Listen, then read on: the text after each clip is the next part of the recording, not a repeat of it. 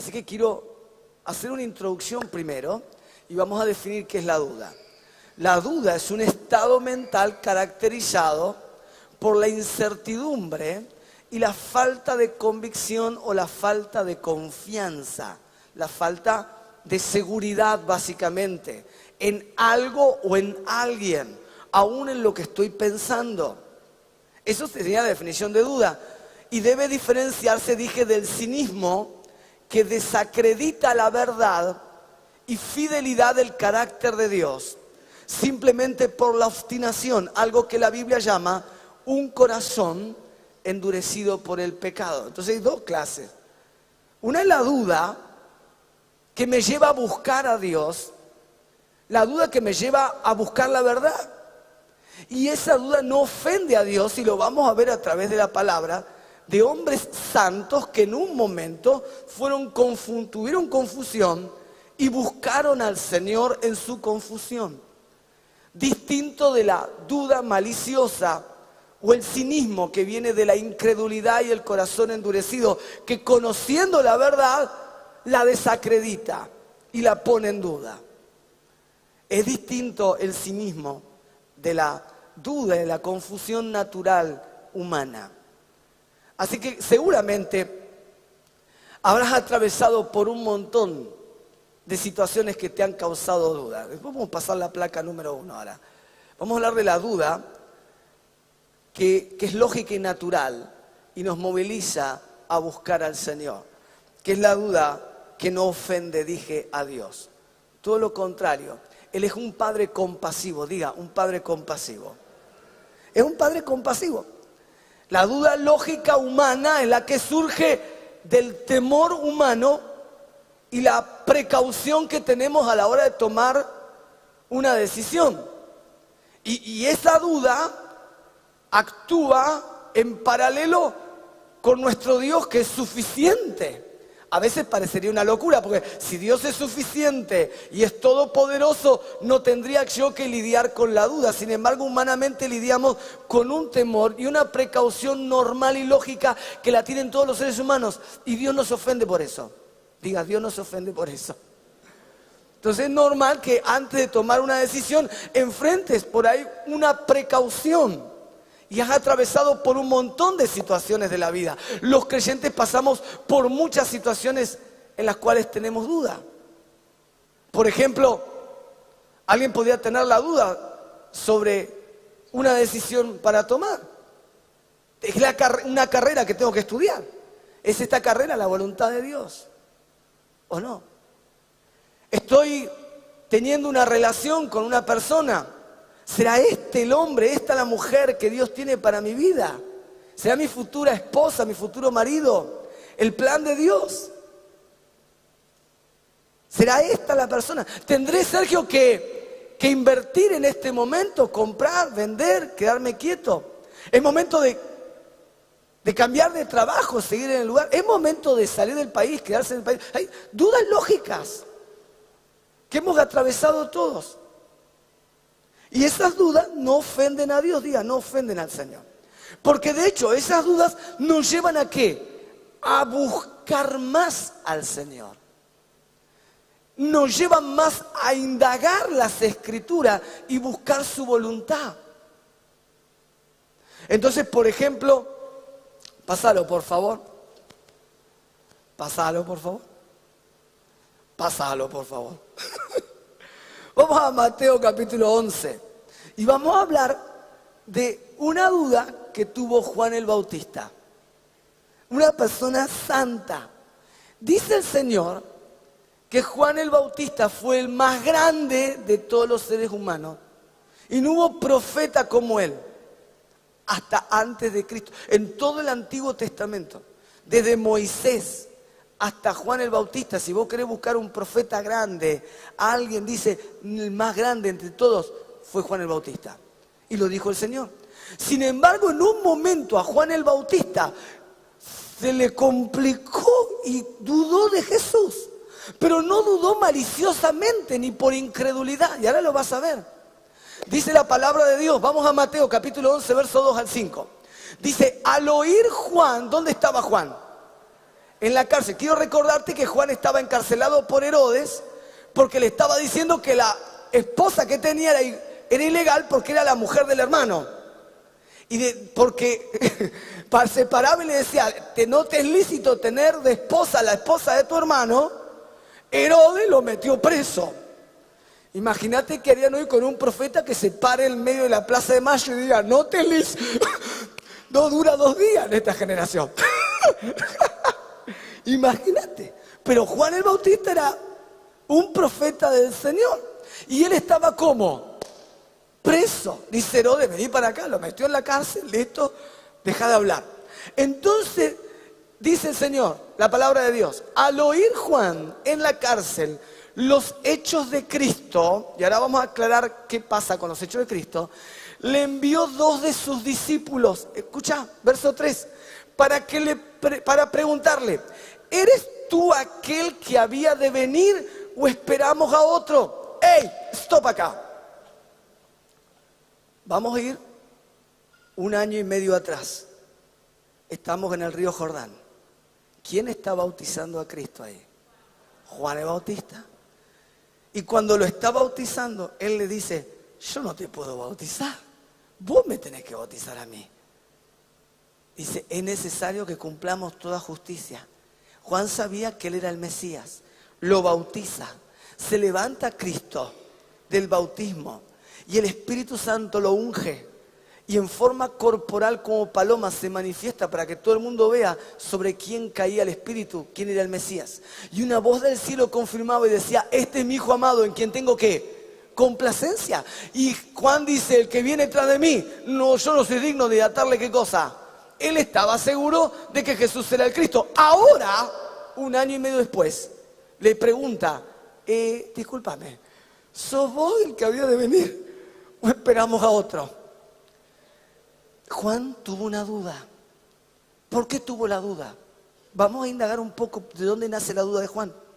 Juan anuncia al Mesías como el que iba a traer el juicio sobre Israel. Número 1, el que tenía el hacha a la raíz de los árboles. Y el árbol que no iba a dar fruto iba a ser ¿qué cosa? Cortado y echado en el fuego, en ese fuego que nunca se va a apagar todo. Que él venía a reinar ¿sobre qué? Sobre Jerusalén. Él estaba preso por condenar el pecado. Sin embargo, escuchaba que el Señor Jesús, en vez de traer juicio, traía un ministerio de sanidad a los enfermos y de perdón y misericordia. Y que en vez de establecerse en Jerusalén, estaba predicando por Galilea. Y el Mesías tenía que reinar en Jerusalén. Entonces a Juan se le agarra un patatús mental. Y dijo, ¿eres tú el que ha de venir? Entonces el Señor le dice, fíjate, verso 5. Respondió Jesús. Y no se enojó el Señor por esta pregunta. No se ofendió. Porque sabía el corazón de Juan. Entonces respondiendo Jesús le dijo, id y hacer saber a Juan las cosas que oís y veis. Los ciegos ven, los cojos andan, los leprosos son limpiados, los sordos oyen, los muertos son resucitados y a los pobres es anunciado el Evangelio. Hay un aplauso al Señor. Un aplauso más grande si es para el Señor, ¿eh? ¿Qué? Fíjate algo. Esta duda de Juan, comprensible, porque él no entendía, él pensó que malinterpretó al Señor. Lejos de apartarlo de Dios, lo llevó a preguntarle al Señor. ¿Quién me está siguiendo acá? Este tipo de confusión y duda, lejos de separarnos del Señor, nos lleva a buscar más al Señor. Es justamente la que te moviliza a buscar la verdad. Y de ese tipo de duda, el Señor no se ofende. Cada vez que surge una duda respecto a una palabra, una doctrina, una verdad, un fundamento, que surge la confusión en tu mente o el temor de tomar una decisión por tu precaución y por la responsabilidad, Dios no se ofende. Dios es compasivo, sabe de nosotros, sabe de nuestra debilidad. Y lejos de apartarnos con vergüenza, nos tenemos que acercar al Señor con humildad, reconociendo que necesitamos sabiduría. ¿Quién me está siguiendo acá? ¿Okay? Muy bien, Juan el Bautista había presentado a Cristo, lo dije, como aquel que iba a traer el juicio. Entonces Juan se preguntaba si había malinterpretado los planes del Señor. Pásalo, por favor. Entonces vemos un ejemplo de Juan el Bautista. Y podemos ver que la duda, que nace de la lógica humana, de la confusión lógica muchas veces que tenemos a la hora de comprender la realidad, no ofende al Señor. Todo lo contrario. Todo lo contrario. Es un motor, escúchame por favor, es un motor que el Espíritu Santo coloca en tu corazón para buscarlo más al Señor. Es un motor que nos lleva a buscar más al Señor y no nos aparta. La duda, que es pecado, vamos a ver después, es la duda que nos aparta del Señor. Pero ya no es este tipo de duda, es cinismo, es dureza de corazón, es obstinación, es otra cosa. Otro ejemplo de una persona que tuvo dudas fue Gedeón. Diga Gedeón. Nos vamos mil y pico de años atrás del Señor. Estamos en el periodo de los jueces. Josué, sucesor de Moisés, muere. El pueblo de Israel está distribuido en la tierra, sin rey, no hay rey. El único que gobierna es el Señor. Y el Espíritu Santo en esa época levantaba hombres ungidos por él para juzgar y libertar al pueblo de un invasor o de un enemigo opresor. En este caso, por causa del pecado y de la maldad y de apartarse de Dios, de la ley de Moisés, un pueblo, una nación enemiga llamada Madián, venía a los campos de Israel y destruía las cosechas, las consumía. Y como langostas consumían todo. Y dice la palabra de Dios, lo podés leer ahí en Jueces capítulo 6 en tu casa. Y esto era sistemático. Cuando tenía Israel que cosechar, el enemigo traía sus tiendas y como langostas en una multitud venían y devoraban absolutamente todo, de tal manera que Israel empobrecía y empobrecía y empobrecía sistemáticamente. Y esto era una consecuencia del pecado, a tal punto que unos versículos anteriores al capítulo 6 se levanta un profeta de Dios y empieza a hablarle al pueblo. Esto es... Y le empieza a recordar la ley de Moisés. Porque no oyeron mi voz y se apartaron. Hicieron y adoraron a dioses paganos de piedra, de madera y de plata que no son dioses. Y por causa del pecado, el enemigo toma ocasión. El pueblo busca a Dios y Dios, cada vez que lo buscamos al Señor con un corazón arrepentido, oye desde el cielo. Eso es buenísimo. Qué misericordioso es el Señor, ¿eh? Y ¿querés aplaudir? Aplaudir al Señor, ¿no?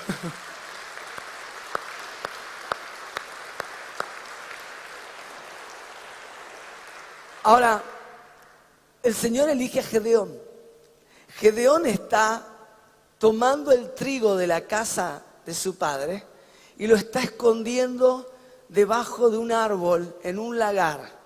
Fíjate, así es, está con un... no sé si se llama una oso, bueno, sé, como, bueno, está tirando el trigo para atrás.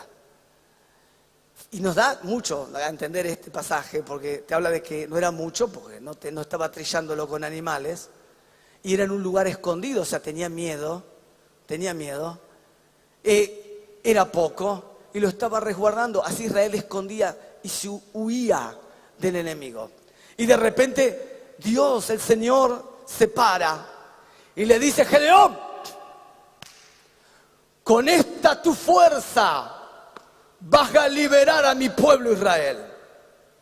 Gedeón mira y dice: ¿a quién está? ¿A mí? Porque él tenía miedo y estaba escondiendo lo poco que tenía.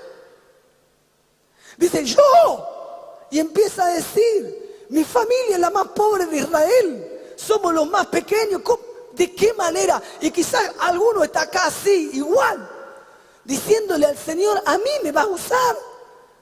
Si yo esto, el otro, y no tengo esto y el otro, y no sé aquello y esto. Y el asunto no es con tu fuerza, es con el poder de Dios que se hacen las cosas. Y qué lindo que a Dios se le ocurre siempre usar, dice la Escritura, a lo vil y a lo menospreciado del mundo, a lo que no sirve, a lo poco, para exaltar el nombre del Señor y humillar. ¿Alguien está escuchando al Espíritu Santo acá? El asunto que Gedeón estaba escondiendo, ¿y cómo que me vas a usar a mí? Bueno, te resumo la historia. Él acepta el llamado y dice, versículo 36, y una vez que convoca al ejército para la batalla, ellos eran pocos frente al enemigo, dijo Gedeón a Dios, si has de salvar a Israel por mi mano, como has dicho, he aquí que yo pondré un vellón de lana en la era. Y si el rocío estuviera en el vellón solamente, quedando seca toda la tierra, entonces entenderé que salvarás a Israel por mi mano, como lo has dicho. Él pide una confirmación, porque tenía duda. Aunque su duda no nacía de un corazón obstinado, nacía de una fe débil. Nacía de una fe débil, porque Dios ya le había prometido que con tu mano voy a liberar a Israel. Sin embargo, Dios no se ofende. Versículo, pasamos para atrás por favor un segundo. Muy bien, ahí pide la confirmación, 37, perfecto. Ahora pasamos. Dios en ningún lugar reprendió a Gedeón, sino que fue muy compasivo al dar lo que su falta de capacidad pedía. Ahora vamos a leer el 7, 10, 15. Dios ofreció una señal para fortalecer la fe de Gedeón. La palabra de Dios dice que él dice, ok, yo tengo un tazón y pido una confirmación. No está mal pedir confirmaciones al Señor. Diga, no está mal pedir confirmación. Que salga el sol mañana. Pedí una confirmación en serio. Algo que se vista de tal manera, entonces te conozco, picarón. Gedeón estaba en una situación de enfrentar algo difícil, algo que lo superaba. Y le dice, bueno, ok, si me vas a usar a mí realmente, entonces que solo el rocío caiga en el tazón y la tierra esté seca. Se levanta el otro día, el tazón con agua, la tierra seca. No lo leímos ahí, pero sigue el pasaje y dice, bueno, no se ofenda mi Señor, ni tenga ira contra mí, pero pido una confirmación más. Ahora pido que todo el rocío moje la tierra y el tazón esté seco. Era cabeza dura. Pero dice la Biblia que Dios no se ofende. Cuando el hijo busca la verdad, cuando la hija busca la verdad, cuando la precaución y el temor humano te moviliza, el Espíritu Santo no se ofende. Y dicho y hecho, ese Señor le da la confirmación. Ahora, el Padre le habla y le dice, ok, de todo el ejército que tenés, es mucha gente. No vayas a hacer cosas que enfrentes a tu enemigo y digan, porque somos muchos, lo vencimos nosotros. Te vas a quedar con 300 nada más. Y le da la señal y se queda con 300. Y entonces Gedeón vuelve a tener inseguridad. Y antes que le pregunte algo, Dios le habla. Y vamos a leer capítulo 7, del verso 9 al 15. Y aconteció que aquella noche Jehová le dijo, levántate y desciende al campamento, porque yo lo he entregado, ¿en dónde? ¿Qué le está diciendo el Señor? Yo lo he entregado, y esto es lo que te promete el Espíritu Santo. Él te ha entregado las bendiciones ya en tus manos. Él no. ¿Alguno puede aplaudir en serio acá?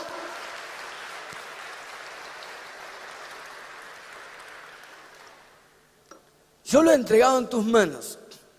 Ahora, él lo manda al campamento enemigo. La perspectiva de Gedeón es un grupito de 300 contra 10.000.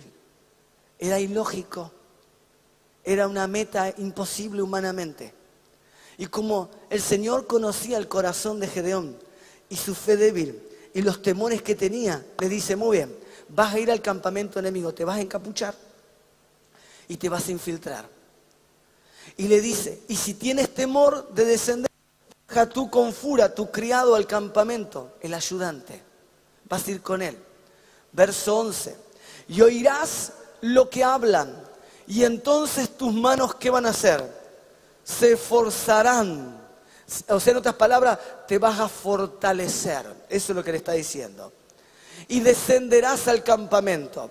Y él descendió con Fura, su criado, porque tenía temor, hasta los puestos avanzados de la gente armada que estaba en el campamento.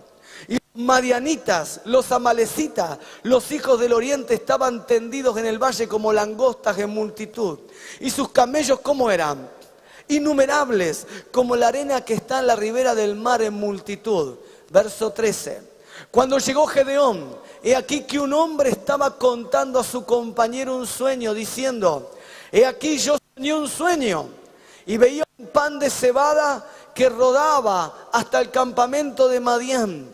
Y llegó a la tienda y la golpeó de tal manera que cayó y la trastornó de arriba abajo y la tienda cayó. Y su compañero respondió y le dijo, esto no es otra cosa sino la espada de Gedeón, hijo de Joás, varón de Israel. Dios ha entregado en sus manos a los madianitas con todo el campamento. Verso 15, y cuando Gedeón oyó el relato del sueño y su interpretación, ¿qué hizo? Adoró y vuelto al campamento de Israel dijo, levantaos porque Jehová ha entregado el campamento de Madián en vuestras manos.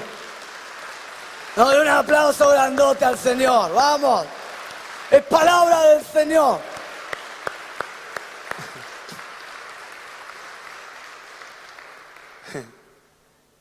Los enemigos estaban hablando de la victoria de Gedeón.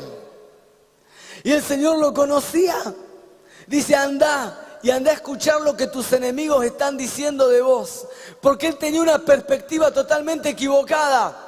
Y él se veía a sí mismo como alguien que no era capaz de hacer tal cosa. Y Dios le había dicho, vos con tu fuerza lo vas a hacer. Pero como el Señor conocía el estado de Gedeón, que necesitaba un empujoncito más a la fe, le dice, ok, vamos a hacer algo. Anda al campamento de tu enemigo y empezá a escuchar lo que están diciendo. Y esto el Espíritu Santo te lo está diciendo en esta tarde. Tu mismo enemigo te está viendo como victorioso. No sé si alguien lo está recibiendo acá. Pero es el mismo adversario. Aleluya. Fe. Dios no se ofende con la duda lógica y normal que los seres humanos tenemos. La tuvo Juan el Bautista. La tuvo Gedeón. Es más, es un motor que él usa para que lo busquemos más a él. Es un motor que él usa para que busquemos su voluntad, para que busquemos sabiduría, para que veamos con los ojos de él, para que fortalezcamos nuestra fe. ¿Quién me está entendiendo acá? Dice la palabra del Señor que Dios le da una estrategia a Gedeón y ni siquiera tienen que pelear, se mataron entre ellos. Y Dios les dio una gran victoria y la pobreza y la miseria fue desterrada de Israel. Dios se glorificó con una persona que se veía a sí mismo como nada. Y no se trata de lo que nosotros podemos hacer, se trata de lo que Dios puede hacer a través de cada uno de nosotros. Amén. Muy bien, seguimos. La duda maliciosa, anótalo, es la que está basada en el engaño y el cinismo.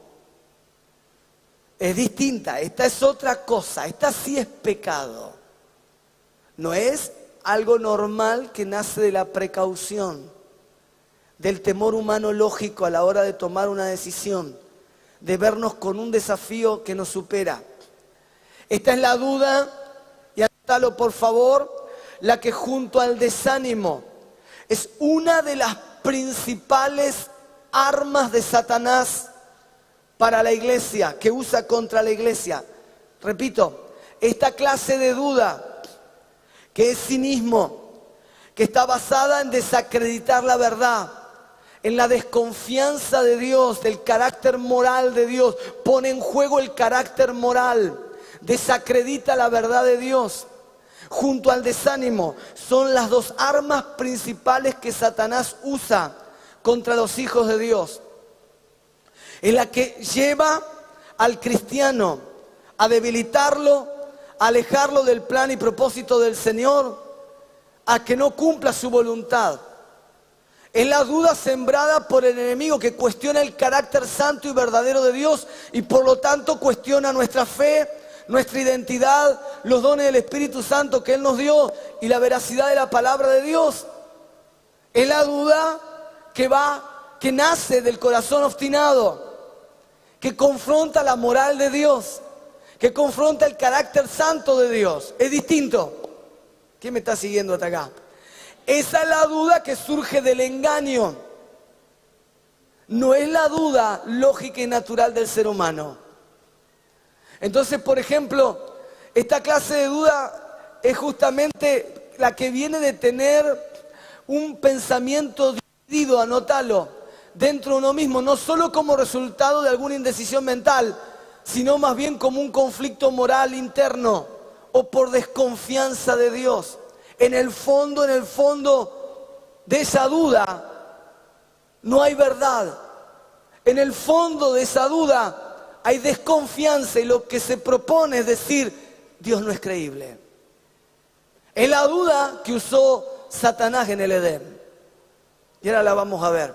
Y vamos a ver varios casos de esta duda. ¿Qué es lo que hace la duda maliciosa, que provoca, que nace del corazón endurecido y la que Satanás usa como un arma? Dije, las dos armas principales que Satanás usa contra la iglesia es el desánimo y la duda. Son las dos armas que Él va a usar.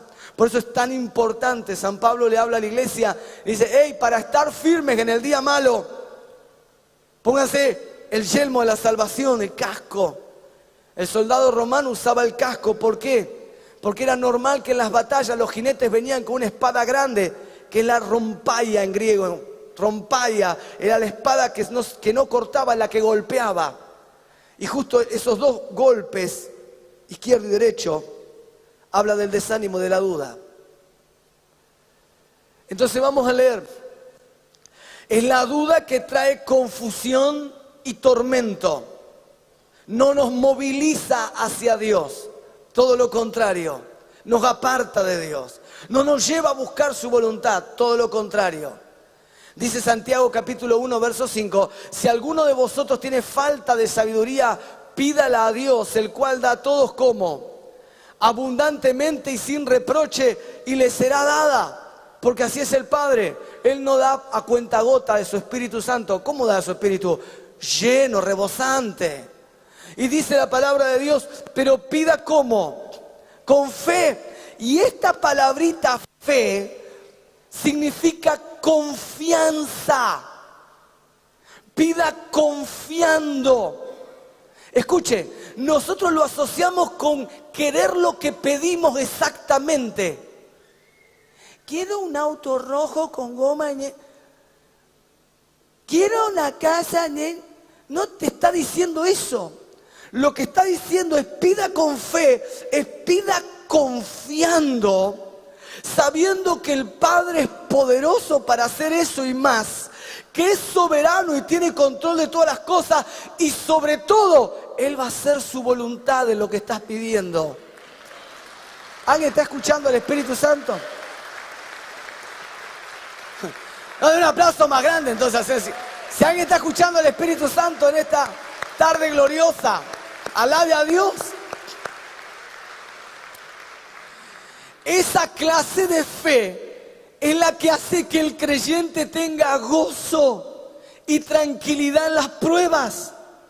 Es la que te da gozo y tranquilidad y seguridad de que el Señor está en control de esa situación, está en control de esa pérdida de trabajo, está en control de esa enfermedad, está en control de esa crisis matrimonial, está en control.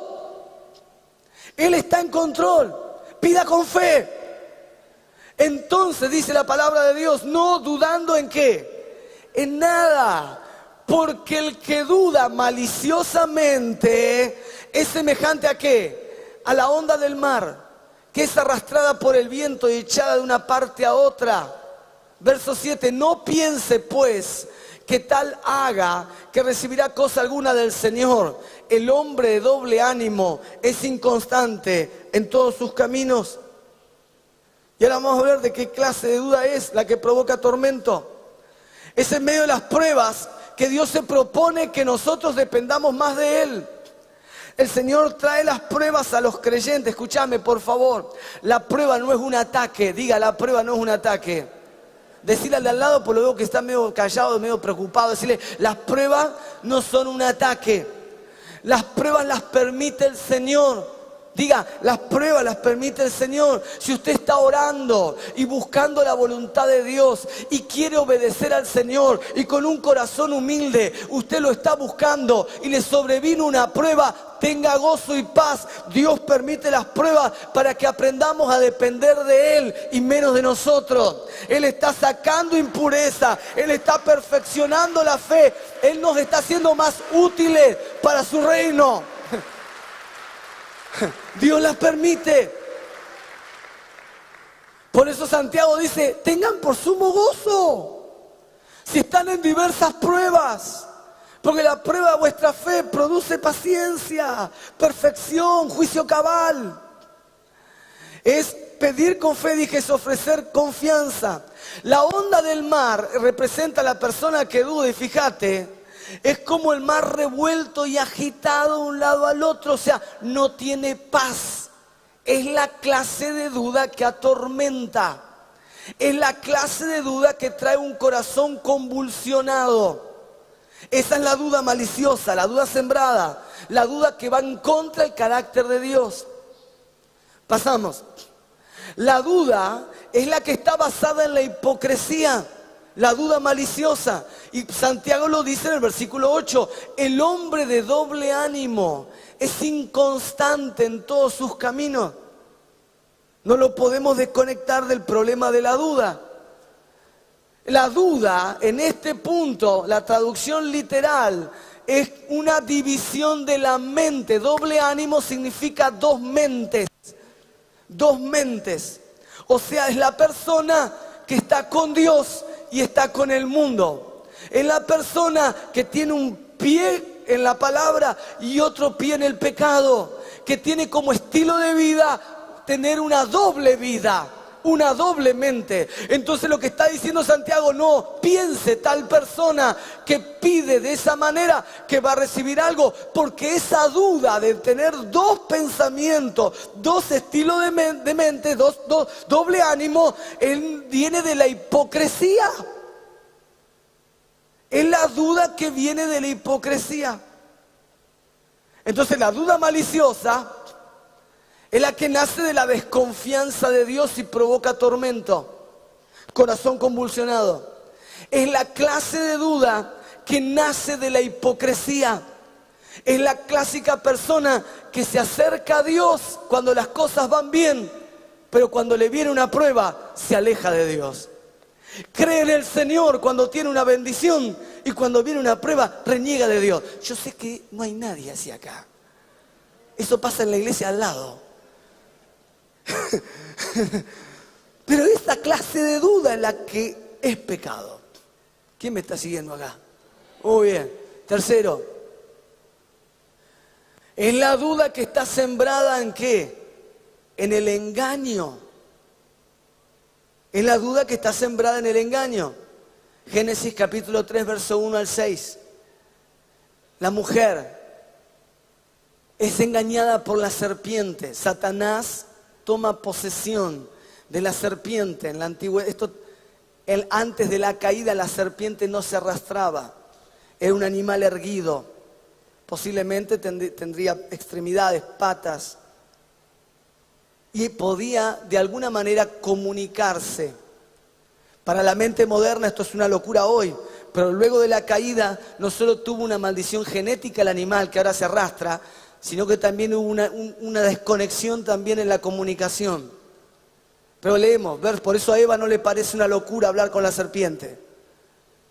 Tampoco es una metáfora ni un mito. La Biblia no dice nada y el contexto tampoco dice eso, todo lo contrario. Dice, pero la serpiente era como astuta. La palabra astuta se puede traducir como engañosa, más engañosa.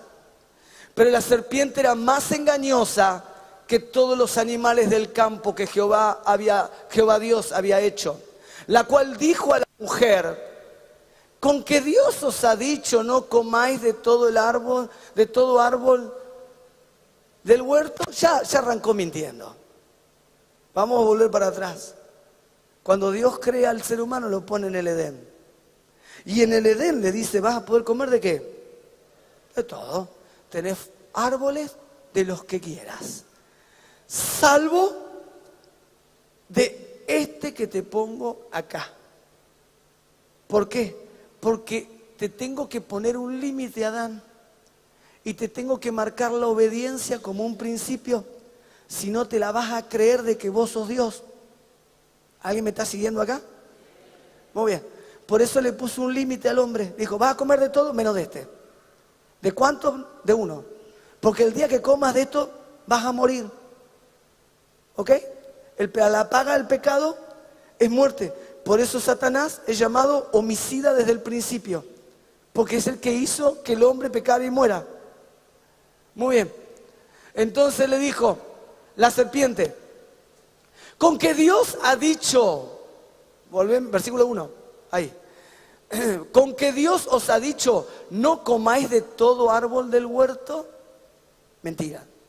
Y la mujer respondió a la serpiente, del fruto de los árboles del huerto podemos comer, pero del fruto del árbol que está en medio del huerto, dijo Dios, no comeréis de él, ni lo tocaréis, para que no muráis. Muráis es separación total de Dios.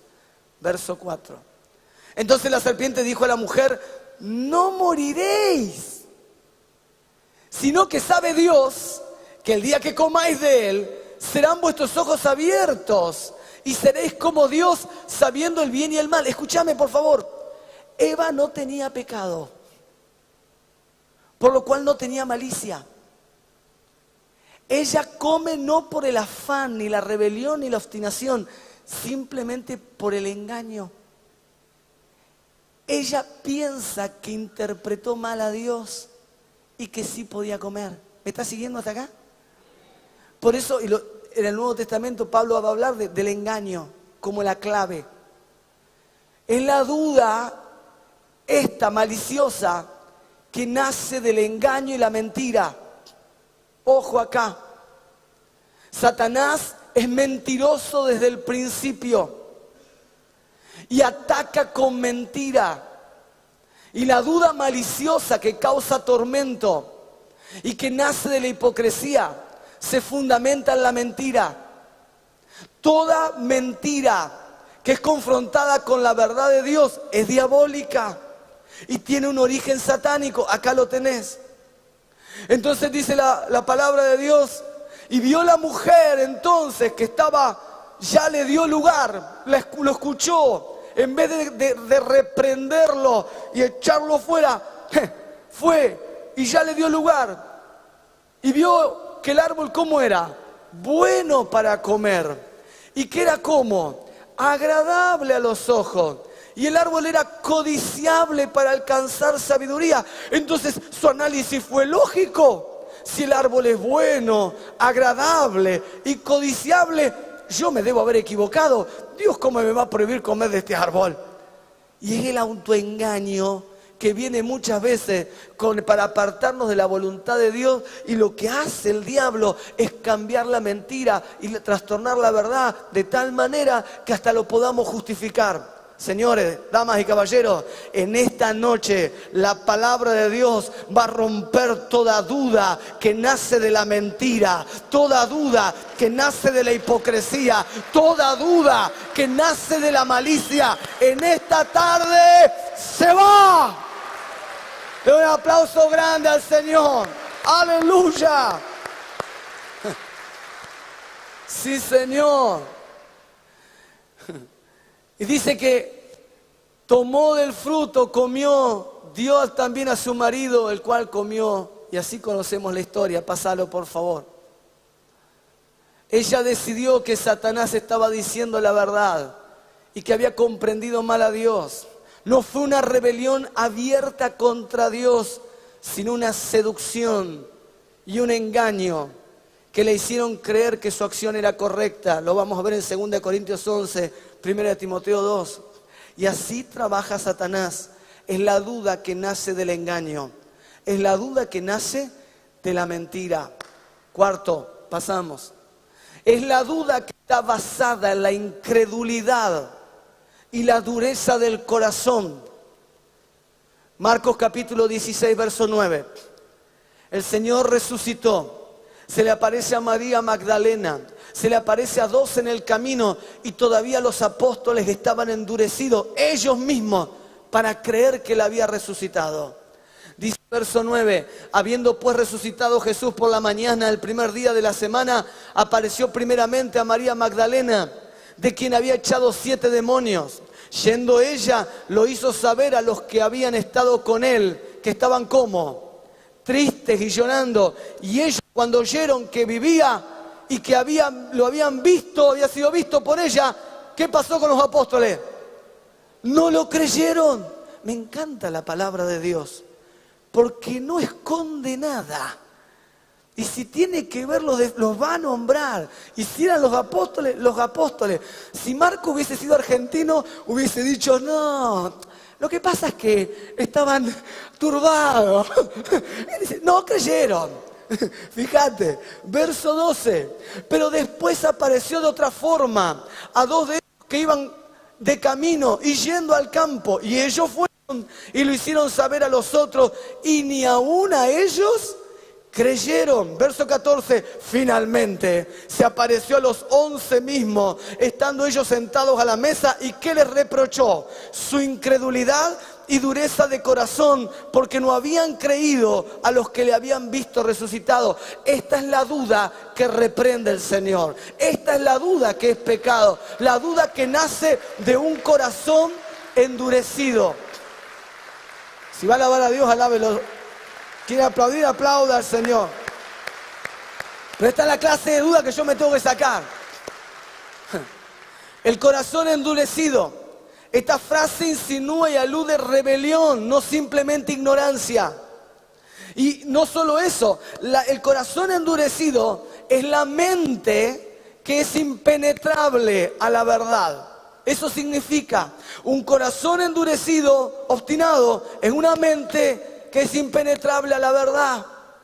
Esa es la clase de duda que el Señor reprende. Fíjate qué diferencia. Los reprendió a ellos, pero a Juan el Bautista no, porque era normal. ¿Quién me está entendiendo acá? Muy bien, pasamos. La duda que está basada en la desconfianza del Señor. Enseguida Jesús hizo a sus discípulos entrar en la barca, ir delante de él a la otra ribera, entre tanto que él despedía a la multitud. Y despedida la multitud, subió al monte a orar aparte. Y cuando llegó la noche estaba solo. Y ya la barca estaba en medio del mar, azotada por las olas, porque el viento era contrario. Mas a la 4ª vigilia de la noche, entonces a las 3 de la mañana más o menos, Jesús vino a ellos andando sobre el mar. Y los discípulos, viéndoles andar sobre el mar, ¿qué les pasó? Se turbaron, diciendo, un fantasma. Y dieron voces de miedo, pero enseguida Jesús les habló diciendo, tened ánimo, yo soy, no temáis. Verso 28. Entonces le respondió Pedro y le dijo, Señor, si eres tú, manda que yo vaya a ti sobre las aguas. Y él le dijo, vení. Y descendiendo Pedro de la barca, andaba sobre las aguas, para ir a Jesús. Pero al ver el fuerte viento, ¿qué tuvo Pedro? Se olvidó de que Jesús estaba enfrente y se olvidó de lo que el Señor le había dicho. Tuvo miedo y comenzando a hundirse dio voces diciendo: Señor, sálvame. Verso 31, y al momento Jesús, extendiendo la mano, asió de él y le dijo: hombre de poca fe, otra vez, ¿por qué dudaste? Y cuando ellos subieron en la barca, se calmó el viento. Entonces los que estaban en la barca vinieron y le adoraron diciendo: verdaderamente eres Hijo de Dios. Aleluya. Él tiene gobierno de todas las cosas. Él tiene gobierno de todas las cosas. Él quiso mostrar su deidad y su poder a los apóstoles. Él quiso mostrar que Él era el Mesías, Dios encarnado. Entonces nos va a dar una clara descripción de cuál es la duda maliciosa. Es la duda que se desenfoca del Señor, que desconfía de Dios. Diga, desconfía de Dios. Pasamos. Pedro caminó mientras miró a Cristo y confió en la voz del Señor. Estaban los apóstoles atemorizados y Él viene caminando por las aguas. Pedro le dice: Señor, si eres tú, manda que yo vaya sobre las aguas. ¿Te imaginas, Pedro? Estaban en la barca, sacó un piecito. Yo me lo imagino a Pedro. No te rías porque vos también igual. ¿Podré caminar? Y empezó. Y rompió la ley de la densidad. Y caminó. Y empezó a caminar. Y empezó a caminar en lo imposible. Como vos vas a caminar en lo imposible. Mirando a Cristo y nada más que al Señor. Amén. ¿Alguno no está? Mirando a Cristo y nada más que al Señor. ¿Ah? Porque por ahí la lógica te dice otra cosa. La lógica te dice que no tendrías que estar vivo, pero estás vivo mirando a Cristo y al Señor. La lógica te tendría que decir que estás quebrado y fundido, pero estás viviendo mirando a Cristo y superando las pruebas y las adversidades. Pedro, mientras miró al Señor, ¿qué pasó? Caminó en lo imposible. Ahora, en un momento la duda maliciosa apareció. Y él empezó a bajar la mirada y ya no miró al Señor. Miró las olas, miró el viento y pensó: hombre, agua, no poder caminar. ¡Pum! No caminó por fe. Bajó la mirada. Es la duda, damas y caballeros, que surge de la desconfianza. Cuando ponemos en jaque el carácter y la moral de Dios. Cuando en lo profundo decimos: Dios no es confiable. Esa es la duda que Dios reprende. Pedro, ¿por qué dudaste? Reprensión. ¿Por qué? Porque es la duda que nos lleva al hundimiento. No es la duda que exalta al Señor. Pero en esta tarde, gloria a Dios que estamos acá y que el Espíritu Santo nos da las herramientas para vencer cualquier duda maliciosa que el enemigo quiera colocar. Entonces, como conclusión, Hebreos capítulo 12, verso 2 dice: puesto los ojos en ¿quién? No bajes la mirada de ninguna manera. No importa la prueba, la lucha, la adversidad, no importa la presión que estés pasando, no importa cuán oscura esté la noche. Por favor, no bajes la mirada, el Señor tiene control de todas las cosas. Puesto los ojos en Jesús, el autor y consumador de la fe, el cual por el gozo puesto delante de él sufrió la cruz, menospreciando el oprobio, y se sentó a la diestra del trono de Dios. Aleluya. La mirada en el Señor. Cuando miramos a Cristo y confiamos en Él, nuestra fe se fortalece y la duda satánica desaparece. Cuando miramos al Señor y confiamos en Él, nuestra fe, ¿qué dije? Se fortalece porque Él es el creador de la fe. Él es el que perfecciona la fe, el que le da origen a la fe divina, que es la que necesitamos. Es la fe en Dios que vence la duda, al temor, al engaño y al diablo. Amén. Vamos a orar en esta tarde. ¿Por qué no nos ponemos de pie? Yo quisiera orar para que el Espíritu Santo traiga luz y verdad. Y que cualquier duda diabólica que traiga tormento, que nace de la hipocresía, que viene por el engaño, que nace de un corazón incrédulo y obstinado, o que desconfía de la palabra de Dios, esa duda sea desarraigada de nuestros corazones. Y que el Señor coloque la fe divina, que es la que hablamos el domingo pasado, es la fe del cielo, la que salva, la que empodera, la que nos da una vida de victoria. Amén. Levante sus brazos. Padre amado, hemos oído tu palabra, Señor, y tu palabra es fiel y verdadera, y ella no vuelve vacía. Señor del cielo, nos has hablado, Padre, que hay una duda que no te ofende, ni es pecado, y es la que nos lleva a la verdad, la que nos lleva a buscar tu voluntad, la duda natural y lógica que tenemos los seres humanos. Señor del cielo, la que es producto de la precaución o el temor humano. Amado Padre, pero nos has enseñado que hay una duda que no nace de la verdad, nace de la mentira, que es producto de un corazón endurecido, que es producto, Señor, de una mente entenebrecida, que es producto de la mentira, de la hipocresía, de la falsa verdad, de estar en dos caminos. Señor, que es producto de poner en duda la moral y el carácter de tu palabra. Amado Señor, que tiene origen en las tinieblas y en Satanás. Por eso, primeramente, decirlo conmigo, te queremos pedir perdón y arrepentirnos, Señor, de toda duda diabólica que hemos dejado entrar en nuestro corazón. Padre, de toda duda que ha traído tormento, confusión.